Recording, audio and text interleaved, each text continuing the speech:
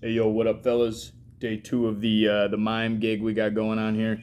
Not as early in the morning. MiME is money is made early in the morning. Today a little later in the morning. This way, an effort to get some of the younger guys involved. I don't know how early you guys are waking up in the morning, but we'll make it a trend. We'll change your lives. That's what we're doing for our guys over with the Black Sox. And so you can get an understanding of what I've been going through this morning. It's 10:25, and it's been a day full of game schedules and seeing where we'll be this week and what we'll be doing upcoming and talking to guys about the upcoming Pioneer League tryout, which I want to talk about today. We'll talk about some signings, some tour schedule stuff, and what the Black Sox is, kind of more of a rookie version of the MiME show here in day two to fill you guys in so that we don't have to, repeat ourselves over and over. So we'll just hit it. But, the Black Sox, 23-year existence is not fully run by me. I ran it after my first fall season. I think I played about a year in 2023 and then took over the program and didn't make it a pro Barnstorming team or anything like that until 2013. I coached pro ball in 2012. I played pro ball in 2009 in Italy. It took me a long time to figure out how to get signed with no high school, no college experience. And the Black Sox became this thing that signed players and developed players, and we could play hundreds of games a year, and we could do more than everybody else and better than everybody else, really, in my opinion, since I've gotten into this on a professional level, in terms of developing guys and really being real with them and getting them through the things in life that they need to get through to become a professional baseball player and a professional man. So here we are in year, 23, 24, and full tour schedule. I just got off the phone with Sioux City yesterday. We might be traveling to Sioux City to play the Explorers, which some of you guys have no idea what that is, you rookie guys, and I'd like to not take a rookie crew out there. I'd like to take a very good team out there. But as a part of our Barnstorming tour, it's playing all four of the main leagues and playing about 40 games, and this year it's from East Coast to West Coast, Chicago area included. We finish in Cali around May 18th, and we start in York, Pennsylvania, and Charleston, West Virginia around April 18th. So it's a month-long tour that plays against the professional teams. There's no better way, in my opinion, to showcase that you can do it. And it's not necessarily to get signed in those games by the York Revolution, by Rick Forney, who's probably not signing a rookie with no experience, especially if he played in the Boom Boom last year. But it's more to prove it to me, because when the phone rings, I'm going to be the guy moving these guys. So right into player signings. In January alone, I think it's 2, 4, 6, 7 guys so far this year. It was like 96. I missed a couple. I think it's 99 last year. I just saw 2 while I was going through this. I always miss them. I'm extremely busy, as you can tell. But the 7 guys on there that did sign this year so far have been Wes Albert with the Tri-City Valley Cats in the Frontier League, Brendan Medoro with the Billings Mustangs in the Pioneer League, Chris Irwin with the Gary Rail Cats in the American Association, Brandon Dadson with the Fargo Moorhead Redhawks. You just saw that one recently in the American Association. Matt Reitz with the Hagerstown Flying Boxcars in the Atlantic League. Cooper Edwards with the Gary Railcats in the American Association. And I think there's another guy in there that we're about to post, Jalen Smith with the new team in the Frontier League. So, the reason I mention those signings is that every one of those guys is a bona fide guy, in my opinion, in indie ball, because one of the knocks against any program, whatever, I'm sure, and you guys are talking amongst yourselves, is like, oh, Black Sox guys get clipped in 3 days. They're only there for a week or whatever. Well, Wes Albert's in his second year with Tri-City. I've signed him like 4 times. Brendan Maduro's in his second full year with Billing. I've signed him 3 or 4 times. 4 times. Chris Irwin is in his 3rd or 4th year with the Railcats. He's been signing with us since 2019. Brandon Dadson, I've been signing since 2021 when he came to the Yinzer, and all of these players have played a significant amount of innings and time with us in the Yinzer and South Florida. But Brandon Dadson signed in Canada for 3 years, 21, 22, 23. And 24. In 21, he actually signed with American teams over the border. For you Canadian guys, that's kind of what we talked about yesterday. And Matt Reitz, every year in Florida, every year in the Yinzer, signs in the Atlantic League with, I think, his 6th team or something like that this year. Cooper Edwards, can't say enough about him. Gary Railcats for the 2nd year. Big-time Florida NWO camp and Yinzer guy, Killer B for life.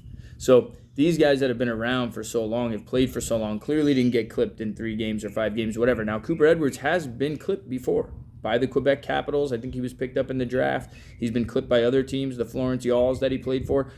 And that's what the Black Sox really provide, is a place for you to come back. Matt Reitz's story, Matt Reitz probably had his most interesting year last year And we've had a lot of conversations about where to sign and what to do and what the options will be. But Matt wanted to pitch a full season in the Atlantic League last year, and he did. And he actually went to the extent to take it upon himself and say, look, I'm invited. I know I could go to this team and play, but I want to go to Staten Island and prove I could play in Staten Island. He went to Staten Island, got clipped, and then went back to the other teams and signed and pitched a whole year. It takes balls and knowledge to know how to do these things and venture in this pro ball thing. It really does. Brandon Dadson just signed with Fargo. He has offered by other teams in Canada. He could have stretched it further and tried to get visas from other places, but it's so important for a Canadian guy to get the visa and for foreign players to get the visa from the American team, because then it establishes that they're going to get it for him in the future. This started back in 2021 with Dadson. This started back in 2020 with Reitz. It started back way before with Cooper Edwards. Chris Irwin's a lefty pitcher. Look at him. I just posted him the other day on one of our signings. Read the amount of innings that he's thrown, the amount of walks that he has, the success that he's had. So I'm sorry for the shit talkers, the guys that lasted 3 days and whatever. You know, a lot of times we know it's going to last 3 days. You know, we're here to create opportunity and make something happen for a guy that otherwise would not happen. And I think that's the difference. I think the big point of this video is going to be, you know, what's the difference between us? You know, like Dr. Dre and Eminem, I mean, we could start at the Shmeenus and Screamus. But really the difference is everything I'm talking about. No one else is going to tell you these things. They don't have these stories, and they're not in it deep enough with players to be able to explain over the course of 3, 4, 5 years what these guys are going through. So for you guys, I think hearing this and learning this, maybe, you know, in 6 months when you're now at another program trying a new thing, you'll realize, like, shit, I should have stuck with that thing. It was going to be 2, 3, 4 years, but in not sticking with it, what am I doing to my career? And I think that's the biggest problem we have nowadays is everyone's issues with definitions. I think we have extremely different definitions when it comes to career, when it comes to commitment, when it comes to sacrifice, when it comes to a lot of things. I think players just have a totally different idea about definitions of what we're talking about, and that's fine, but you have to understand new guys that are hitting me up. You're either out of college and you're not sure what the next step is going to be or what to do. You're seeing all these different things. I know exactly all the things that you're looking up, you know, and you can be honest about asking about them or talking about them or whatever it is, because I'm telling you, it will pigeonhole you into a corner, and the Black Sox will pigeonhole you also. You'll also be in a Black Sox guy. So you either have to accept, I want to be part of this 100 transactions a year, possibly, or I just want to do it my way. And that's fine, however you want to do it, but I think players need to understand what this is versus everything else, instead of it's all the same, you guys are all doing the same thing. Because 1,000%, I think you could tell in the first 7 minutes that it's not. And we're only talking about 7 signed players. So those are my 7 signed guys so far this year. We haven't even had a chance, or 8, I think. We haven't even had a chance to post them all. I've been pretty busy getting calls from teams to schedule games. We now have 3 games on April 28th on the tour in Chicago. And let's get into the tour. You know, the tour is really the bread and butter of this thing. Going on the road, playing against the professional teams, traveling together, getting rained out together, eating together, being in the locker room together, you know, clubhouse, going, finding gyms, finding host moms, finding whatever. But this year, it's already 5 games against Charleston to open up, and we'll be going there from the Pioneer League tryout in Arizona, April 15th to 17th. So I think if I was a guy going on the road, I would want to have, I thought about that Pioneer League tryout. Why don't I link in with these guys, go to that tryout? If it doesn't work out, boom, I go to the East Coast and I start this Atlantic League tour. The 5 games against Charleston are going to be a select group that PJ and those guys want to see, that they'd realistically be interested in signing, and also guys that are signed that we're going to limit the travel for them because they are signed players in partner league somewhere, and they want to get 5 games in one place before they travel around and do all this different, all these different options for travel when they don't have to. April 19th, which will be Fan Fest for Southern Maryland and York, we'll have April 19th against Southern Maryland, York, and Charleston. So there'll be 3 Atlantic League games on the second day of the tour, which is a tough task. You're going to need 30 innings of pitching that day after filling in a full game the day before. There'll be a full game the day after with Charleston, and then we'll have 2 off days until we play Lancaster on the 22nd. Now the Frontier League draft will jump in April 21st to 23rd in Windy City, at the home of the Windy City Thunderbolts in Crestwood, Illinois. So some of the younger guys, I'm sure, and the guys that need to go to the draft will go to the Frontier League draft in Windy City and not stay for that Lancaster game or the rest of the Charleston series. my advice to a lot of position players and guys that are thinking about going to this 2-day event is just weigh your options realistically. I just literally texted a guy and got done this morning saying, I think you should just play the games against the Atlantic League teams, because really, he's going to be a guy that goes, and I'd rather him see that experience and get that experience and face that competition and be in front of those managers than I would go to, as a position player, to a tryout that, what if it rains? And it's freezing. So many guys can get picked up, 30 or whatever, but when you're only one of a few available infield prospects in an organization like this, I'm telling you honestly, like, what I think you should do. If you don't want to, that's fine. You go against it. You go to the draft. I'll find another middle infielder to play against Charleston and Lancaster and whatever else comes up between now and then, which I'm sure, we're still waiting on Staten Island and a couple clubs to call. But it's that kind of movement here. It's that kind of activity that really there are a lot of moving parts, and that's why you go back to yesterday's initial video. It's phone calls are out. Don't need to do them anymore. I think we've gotten to the point where every time the first 5 minutes go by, you understand what the difference is. You just don't want to admit it.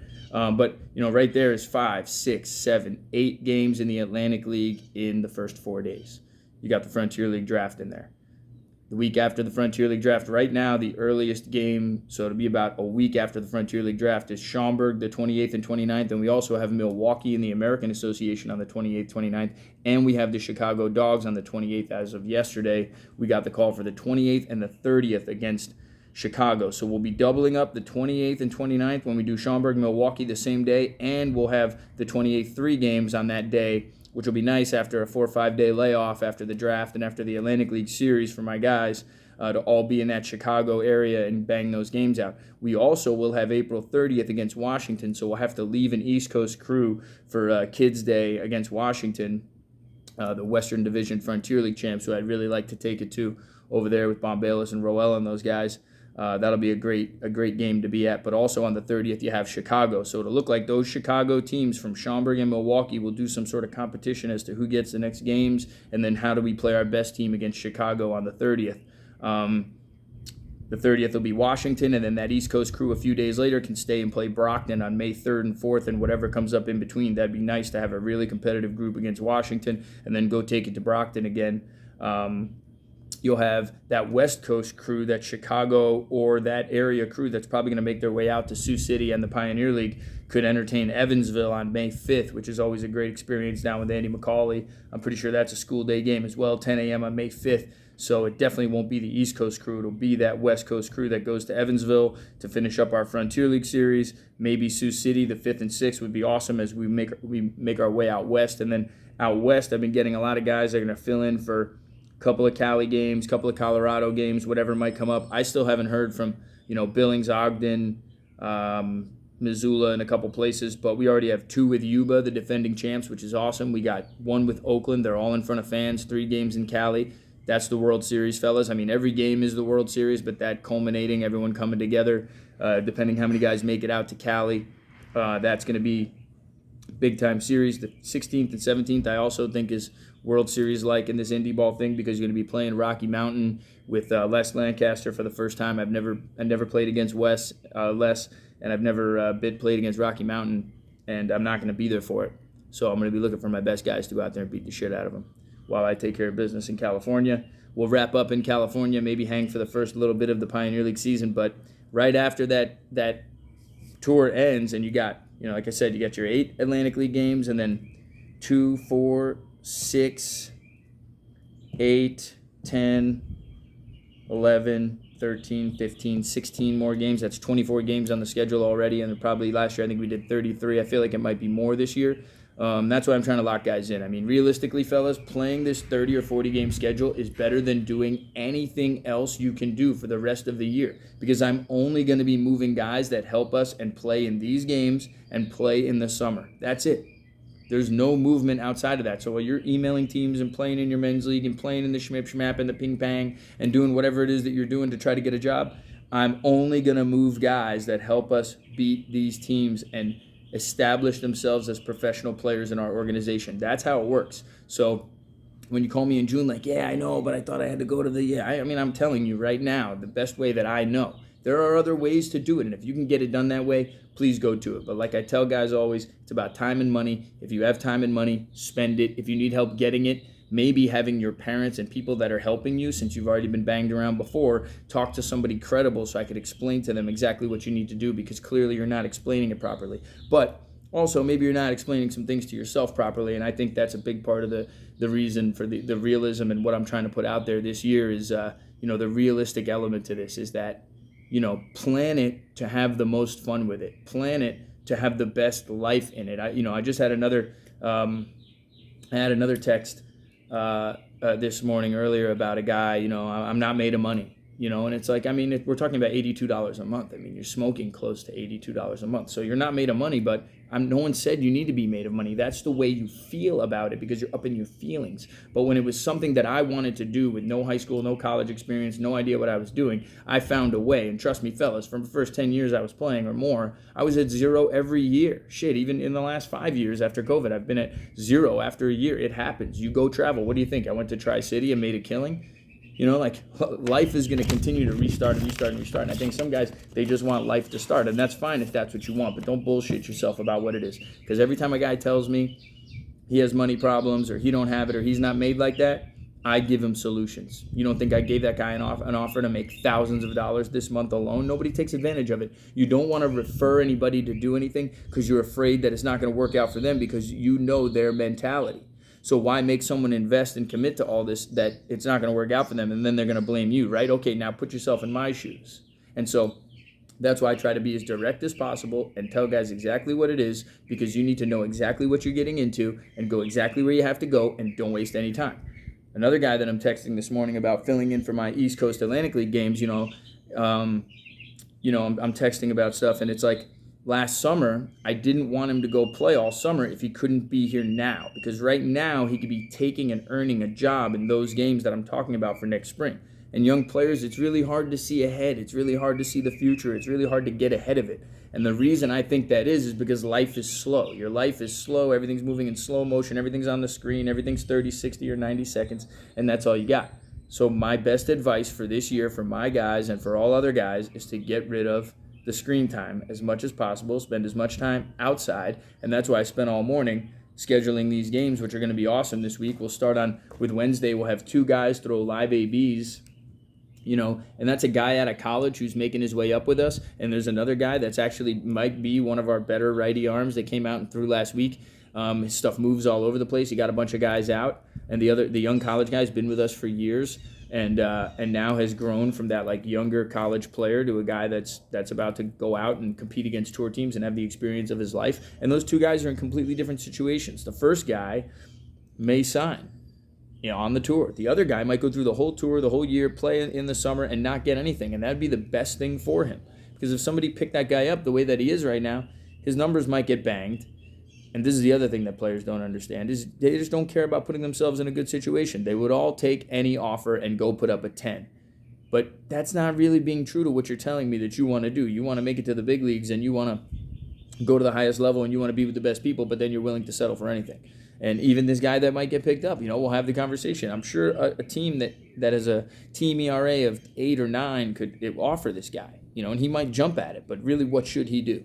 And the way to find out is you look at the history of these transactions. And that's why I have everything online on these spreadsheets. And I know you guys don't like the spreadsheets and you don't want to be, it's confusing for me. Yeah, right, because of the Black Mirror.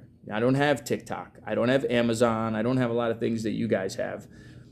But if you look at the transactions and you look at July, TR, Gary, Oakland, Gastonia, August, Chicago, Lexington, Ogden, Great Falls. Look at June.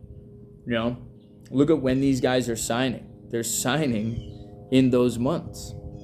So the reason they're signing in those months is the work that they put in before. You've got to be realistic. Why take a job? Why go to the desert if you live in New York? Why go to the desert if you live in Chicago? Why go to the middle of nowhere for something that is not credible and not going to help you for next year, when Winnipeg, Lexington, Quebec, Tri-City, Idaho, Staten Island, Charleston, Lancaster, Long Island, Chicago, Tri-City, Gary, Fargo. That's May. Okay, and it's a lot of bona fide guys. Lynch was there 2 years ago. Galise has been around for several years. He got bounced and got it and was available for more opportunities. That was a call up on May 4th. It could have been you, pitcher. Hunter Bogue, Quebec at the draft. This is a bunch of draft guys and then an Atlantic League guy from Lancaster who left the USPBL. You've got to look at exactly what these details are and be realistic about what you're doing. It's not just you're trying and you're trying to prove it to yourself every day. It's just not going to work. So that's why things are set up the way that they are, and that's why guys are in it for the long haul. That's why we do a membership program that gets cheaper the longer you go. But honestly, guys want to go to a 3-day tryout. So if you want to do that, do that. Speaking of a 3-day tryout, and speaking of the Frontier League draft and the Pioneer League tryouts, the two that we attend with a group and successfully get players to pro ball through every year, but more importantly, make connections for all the guys that are not making it. That's really the point of those tryouts. And I really love it for our guys, this Pioneer League thing that's coming up. I think this Pioneer League thing is a really good experience, even if you know you're not going to get signed. It's such a small group. There's so many managers. You're so deep in it with me and everybody that we know and you're competing with guys that you know. So you look at the group of guys that we have going to this Pioneer League trial. We can use this for the managers too. And I hope the managers are watching so these guys can learn a thing or two about a thing or two, because it's obvious to me that I'm not the smartest guy in the room. And I want to learn too. So lay it on me. Look at the guys going. Plash played in the league last year. Bliscoe's leaving the Pecos League. Micah Brown, I think, has one of the best young arms that we've seen in the outfield and what he does defensively. Rupert Watson is doing it for the connections. They're not going to sign Roop. He knows what he's doing. He needs to go talk to Schlacht about getting somewhere else in the AA. He needs to go talk to Aaron Miles, who's going to talk to people. He needs to go talk to other people who can vouch for this dude while I tell the story of what he just did in this tournament in Fort Pierce, which impressed the shit out of me. That's maybe how he's going to get working out in front of Brill and Howie and all these other guys are going to help us run this tryout. Who do they work for? Right. Denver Blinn, USPBL 2024. We call that the US Poobel. Max Marlavelle with 350 strikeouts and 290 innings with New Jersey teams last year. I just watched him throw a CG. Somebody picked that guy up just to shut him up. Chris Mercier, a righty who threw probably 150 innings last year in Kenosha and with us in Florida and on the tour everywhere. Curveball Chris, they call him. It's a lot of strikes. He fills it up. He's going to eat innings on the tour and down here in Florida. Galen Rutledge was the number one pick of the draft last year by Boise, a converted two-way guy. Colin Jensen is this year's Frank Podkol, probably a little less pop, a little more defensive ability. Angelo Pahila, Kenosha Kings, Wisconsin State League tourney champ, longtime Black Sox guy, can help a team in the clubhouse and in multiple different areas of their game. Jordan Sickett's probably one of the top most interesting guys with experience in the Frontier, Atlantic, American. He's caught in all three leagues. He wants to play a full season. That's why he's going to this Pioneer League thing, and he wants to wind up with a good team. He's done extremely well for us. He's our number one defensive and probably overall free agent catcher at that age. Tate Jernigan's a free agent catcher leaving the Pecos League, and very well might wind up in a better place than guys that play 4 years in the Pecos League this season on accident. He's already been offered a MLB bullpen catching job. Michael Stelmack, sidearm righty from the Wisconsin State League and our Kenosha Kings team, also was picked up, I think, out of the original Pioneer League draft after the Pecos League 2 years ago. Extremely impressive. He's an older guy. He throws strikes from the side. He fills it up. There's not enough of those guys in baseball right now, and I think those guys are going to get more outs than ever this year. Joey Vitiello has proven probably the top right-handed hitting active middle infielder that we have available, up there with a guy like Procopio, who we signed last year, and Toledo, left-handed hitter coming out of Puerto Rico. But Vitiello, very interesting guy, could help a team in the Pioneer League and really benefit from those at-bats and being in that environment. He's totally changed his game. When he got to us, he sucked.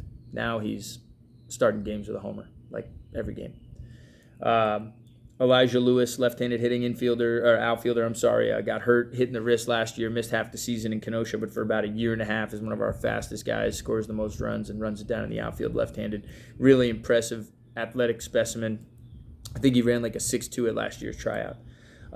Joel Perry, left-handed pitcher, was also at last year's Pioneer League tryout in Davenport. His spin rate was insane, and he struck out like 11 guys, and they made him keep throwing and throwing and throwing, so he's definitely a guy to watch at this thing. Julio Cajigas, switch hitting came to me as a right-handed hitting outfielder last summer, and found out that he's a switch hitting utility guy that plays outfield, second base, and catches, to the point where we signed him with the Gary Railcats and the American Association as the extra catcher and utility guy on their trip to Canada, and he finished the season with them as the bullpen catcher. He was the bullpen catcher for the Tri-City Valley Cats in the Frontier League first. So clearly this guy, he's like a Swiss Army knife, and he can do multiple things.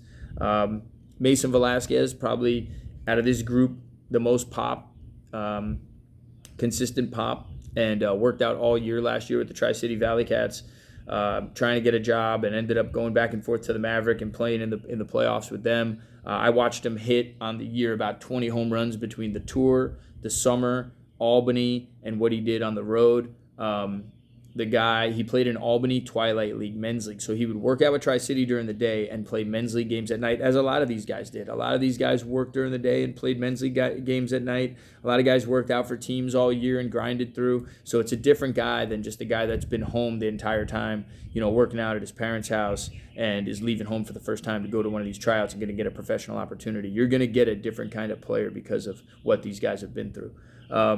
Bradley Roberto, left-hand hitting outfielder, signed with Tri-City twice last year, was a role player for us that if we won the game against Ottawa in the playoffs, he would have been activated the next day. He's got those and has those kinds of at-bats, really, I have only seen him and McCurdy have, and really execute it really well. Funny thing, both those guys were platooned on my 2020 Road Warrior Black Sox championship team in the Yinzer that beat the Washington Wild Things in the playoffs. And it was exactly those roles and knowing how to have those at-bats that won it for us in 2020. It's the reason any of those guys had any success at all in those next 4 years and are still having success now. So I hope that managers and teams that'll be at this thing, I know some of you I've met before, some of you I'm going to meet again. Some of you, I know we've only talked, some of the new guys that are there. I don't know if Troy or Aaron are going, but these are the guys, man. And you do whatever you want. You pick whoever you want. These are the battle tested. And this is for every manager in the country. My guys are not because they're my guys or anything, man. I put them through a lot. I hold them to an extremely high standard. There is no fucking around. And if there is, they're reprimanded, man. We're not in it. We're not in it for maybe even what we used to be in it for. Which, I was a player, came into this as a player coach, and helping get guys signed kind of kept us all in the business.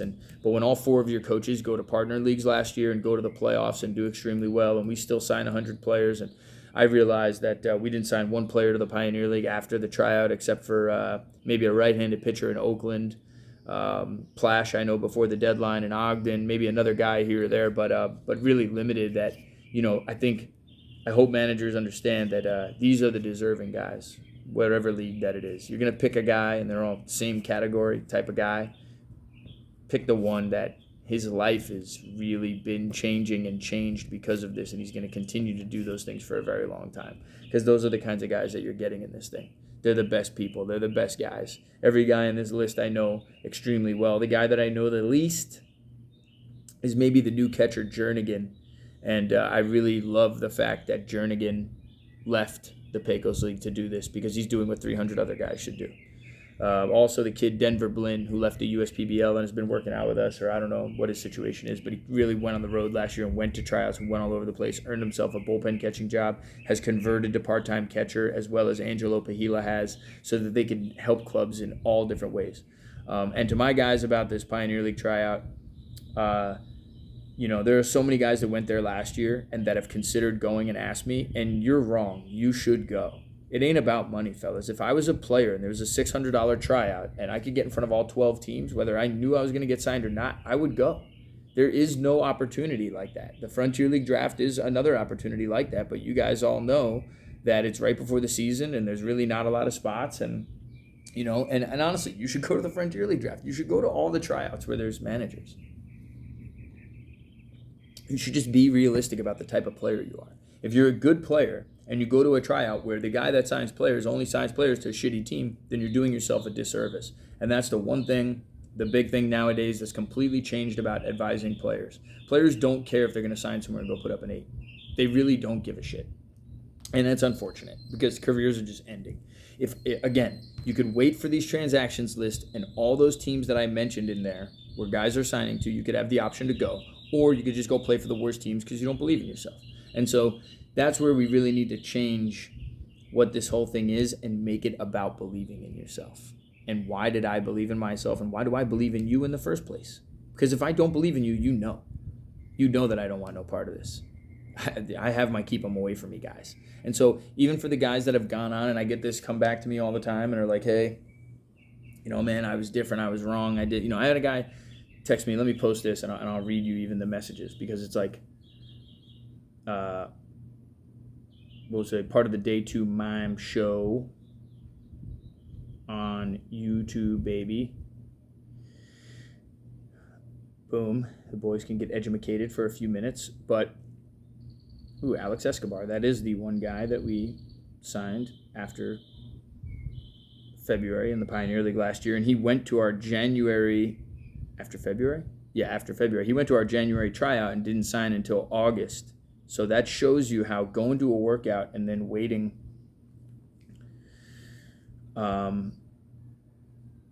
it's what you do in between. And, he's a very rare situation that didn't play with us in between and somehow still went to Oakland. But that's because Aaron Miles is going to grab a Cali guy that he can clip and send back to Cali. And, that's the other part of it, is that you guys need to understand how this thing works. Like all you Florida guys that want to get signed to go to before the season, I want to get picked up before the season. I want to get, why? Why do you want to get picked up before the season? The teams are telling you they're full. They don't have room for you. They're going to have to send you home. You don't know how it works, and they have to pay to send you home in most places. They're not, or if they don't, they're not going to want to feel bad about bringing you in and sending you back home across country. Guys do not understand how reimbursement works. They don't understand how spring training numbers work, and I hate how they don't understand how, just give me a shot and I'll do my thing works, because that doesn't work. It just doesn't work, man. Let's go over the signings before the playing months. I think that would be big for guys to see how few players stick. January. Where's January? Let's do February. Now let's do March. March is a good one. March is right before the season. Guys think they're going to stick, all right? Wes Albert, Tri-City, sticks for the season. He's actually very good. Joe Jones, Staten Island, sticks for the season. He throws 95. Been in 3 MLB organizations. Max Marleveld gets the call to go to the Pioneer League. He lasts a few days. He comes back. Stephen Knapp goes to Lincoln, doesn't make it. Brian McKenna lasts a whole year in Staten Island. He's the same deal as Joe Jones. He throws hard. He's been in an organization, and he's on his way to the next one. Frank Delgado, the clubby in Staten Island, well, he's stuck for the season. But how do we have the clubby in Staten Island? Same way that we've had the clubby in New Jersey.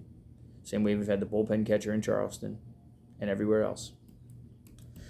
Andrew Dietz was with the Joliet Slammers. That was a mistake. Dietz signed with Joliet. I didn't want him to. He was getting antsy before the season. If he waited, he could have wound up with any of those teams above Joliet that I mentioned from April, May, and June.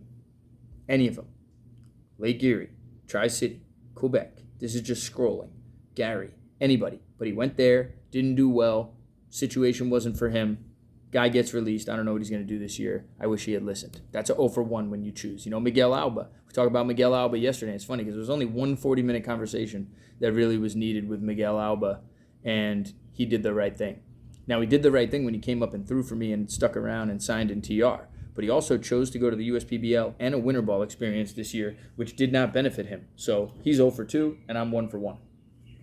Rolando Marcano also locked in with the Giants that month. Rolando Marcano. He's a bullpen catcher for the San Francisco Giants for 2 years in AA, working for Dennis Pelfrey.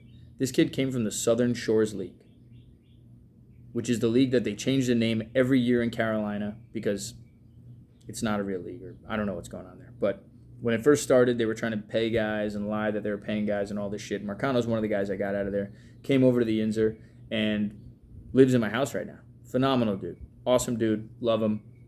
Great Puerto Rican personality. Speaks Spanish, bilingual, can help the pitchers, help the catchers. He's really a guy that could go in there and do a job for somebody. That guy signed to be the bullpen catcher somewhere, and there are catchers that are going to go to all these teams and waste their time and waste their experience. When I'm telling you there's no catchers. If you're a catcher and you play and you want to play, you can get signed this year. There's barely going to be anybody. I mentioned earlier that Sickett and Jernigan are going to that Pioneer League tryout. Well, there's only a few guys outside of that and around that. So if you're a catcher and you really want to get after it, I've had so many converted I can't even tell you how many converted last year, get stuff done. Ryan Rowell caught bullpens for Washington. He didn't even catch before. He got on a roster and was part of a full season as a bullpen catcher because he listened to me. Really amazing. Same with Julio Cajigas, the kid that I mentioned, the right-handed hitting outfielder that came from Chicago and became a bullpen catcher for a Frontier and American Association team. Denver Blinn doing the same thing, putting it in his pocket. Cooper Edwards, a full-time catcher, signing Gary, and he's the only one this year to sign. And the last catcher to sign before that, going back to last year, is Tyler Hill. Tyler Hill also signed, I think it was last year. This needs to be updated. He's already signed in Windy City this year. We posted that.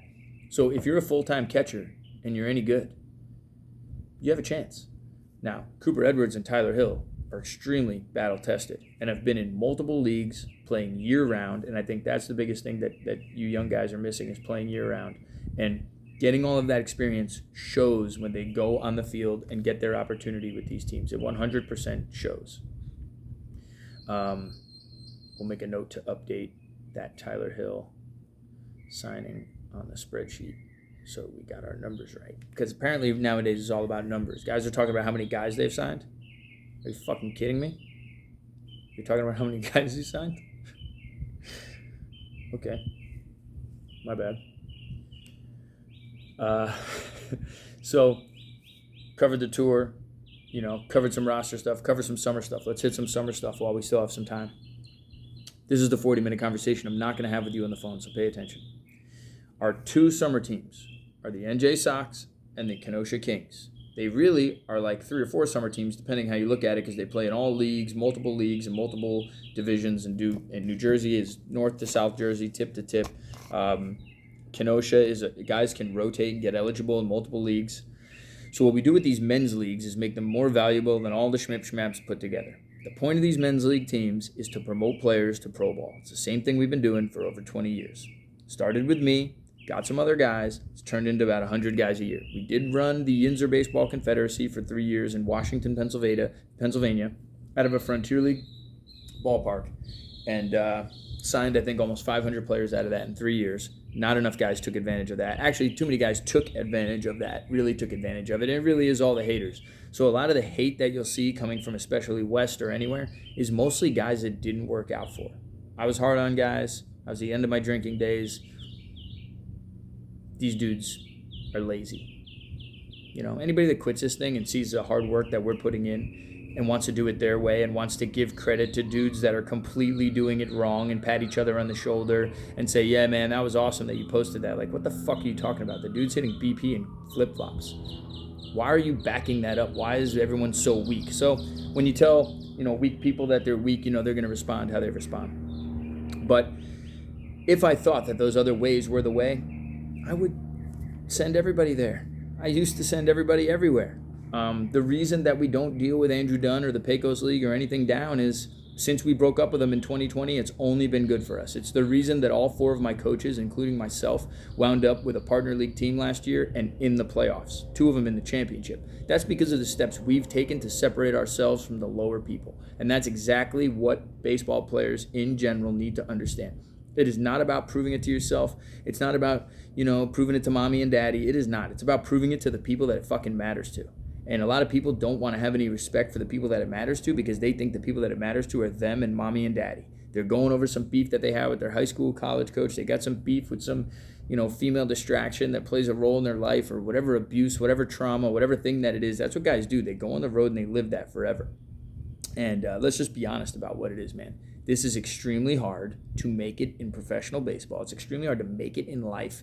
And this is me being real with everybody so you don't waste your time and money. And I got to make sure I tell you the things that nobody else is telling you, because if I don't tell you, then I'm the same as them. So go back to the beginning, 38 minutes ago. What's the difference between us? Nobody's got a MiME show. Nobody's going to tell you how to make money early in the morning. Nobody's going to tell you that what you're doing is horse shit. I'm sick of seeing you hit at 11 a.m. off the tee. Don't post that. Like, what's wrong with you? It shows everybody that you're completely distorted. You're completely off. You're completely wrong. It's okay if that's what you want to do. Let everybody live their lives and be opinionated, and everyone's entitled to their opinion. But then when you criticize them for showcasing themselves, they get upset. Like, why are you judging me? And it's like, bro, you're putting it out there. You want to be judged. What are you talking about? And my favorite part about most of these videos and most of what I see going on is I've already helped you. I've already signed you. I've already shown you exactly how to do this, and you don't want to do it. And that's why I'm doing these videos, because I can get I'll tell you, after yesterday, I felt great. And I got some great response from our experienced guys and our dudes who were like, yeah, talk more about this and talk more about that. And I just wanted to make sure that this one was geared towards what we are, where we came from, the tour, the summer seasons, and all those things. College summer league kids, no, it's not better than playing for us. There's no way. Guys go to college summer leagues that I met 4 years ago. They come back and they don't know shit. They have no feel, no idea what to do. Fifth year guys, extra year of college, extra year college summer league, whatever. No. IBL, Europe, Germany, all this other shit. You're going to come back the same thing. Don't know. You still don't know. So no, I can't tell you that going to do those things unless it's what you want to do. But the thing is that people are deflecting to these things when they're not getting what they want. And that's not really what should happen. They should go internally and see, what am I doing and what have I been doing that's leading me to not get what I want? Because I want to get what I want, obviously, right? Or maybe you don't. And that's where people need to be honest about what it is that they really want. But if you want to play 100 games, 150 games, 200 games like these Mariners guys did, that's in New Jersey. It's in Kenosha. You have to plan backwards as a professional player from August 15th, because those are the trade deadlines. So you plan your August 15th, you plan your summer, you plan your tour, you plan your Florida, and you plan your next year, 2026 and 2027, and how they're going to get better. And you're going to make those plans for a long time to be this Albert, Maduro, Irwin, Dadson, Reitz, and Edwards, or you're not going to make it. You're going to be a flash. You're going to play for 2 seconds. You're going to get in and put up numbers you're going to think matter and they don't. Or you're going to not put up numbers in places that you should because you don't know how. But more importantly, you're not going to manage the off-the-field stuff, the locker room stuff, how to talk to managers. I had to put in a group text today about our games that are upcoming for this week to tell guys when we're playing, and I need responses and whatever. And I said, don't put emojis in this message. I mean, guys are straight up emojiing their boss. Thumbs up. Heart. What? These guys look like Santa Claus and were born around when Santa Claus was born. Are you going to thumb up them? And maybe they do that to you too, but it's up to you to be uber professional. It's up to you to be better. And that's where guys are not. And that's why the experience is short-lived. It's not going very far. And you guys need to accept that. And so that's what I'm going to leave this one at. I think it was phenomenally informative. The tour schedule and all that stuff. I mean, there's nobody doing 3 games in a day. There's nobody doing 4 games in a day. There's nobody trying. And I will tell you that anybody else trying, for example, I've seen Aaron Stubblefield's face on some things. They're doing a barnstorming thing that they probably grabbed from Dogecoin because that guy's, who knows, probably can't do it. But Aaron Stubblefield stayed in my dad's apartment in Lyndhurst during the Hudson River League back when I used to work with the Pecos League. Aaron Stubblefield could have been in a way better place than running a barnstorming team for the Pecos League. Dogecoin, that guy paid me to be part of my program, and then the next year had my exact business made up on a website in 2020, and I asked him, how could you be barnstorming and doing this? And he's like, well, you don't have to be the only person to do it, Joe. To which I said, okay. And so we don't associate, you know what I mean? And it's a different thing, man. The guys in my program are not worried about playing time. I don't really want them worried about getting signed. The getting signed is a byproduct of doing the right thing for an extremely long time and building a reputation and becoming very reputable and becoming professional and becoming respectable to the point where, for the phone to ring yesterday, Steve Montgomery to call me to go to Sioux City, that's because I know Steve Montgomery for a while and we've helped him out with some players, and he's not calling those other teams to do shit. Ever, really, unless they beg to go out there. I don't call for any of my games. Those 30 games that I just read you, I didn't call one of those managers, when are we going to play? If Quebec calls me right now, I'll set it up. If New Jersey called me right now, I'd set it up. Rockland, same thing. They don't call, I don't play them. I don't care, really. I just let the people call us. Nobody else has that going on. It's not going on. When teams, all these signings that I'm reading you, they're calling me. You think I'm calling teams constantly, telling them to sign these guys? You're crazy. This is about player development. This is about how it really works, teaching the guys. And the easier that it is for me, the more players we will sign to higher places. And that's really what I'm looking to get to. That's really what the goal is, to continue to build this thing and grow this thing, and do it the right way, and also be more informative than ever. So There's your 40-minute phone call. There's your MiME shows a little bit later for the lazy guys.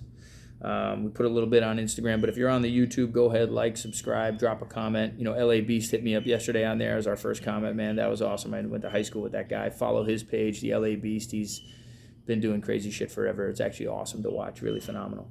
And we'll get more detail tomorrow, man, and we'll just keep kicking it. So drop me. I got the rest of the day to plan for tomorrow. Tomorrow will be, I think, back to the early show because we got to, first thing in the morning class and, chicks in the gym and taking kids to school. And, it's a phenomenal life.